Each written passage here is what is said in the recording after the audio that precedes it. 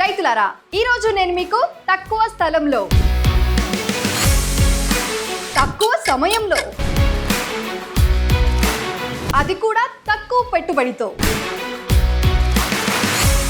రెట్టింపు లాభం ఇచ్చే వ్యవసాయం గురించి చెబుతాను.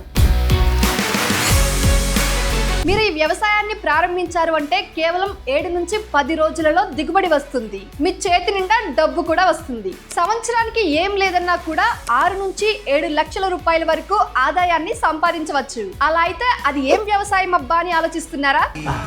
చెప్తాను, చెప్పు. ఈ మధ్య కాలంలో మీరు చాలా చోట్ల విని ఉంటారు. అదేంటంటే మైక్రోగ్రీన్స్ ఫార్మింగ్.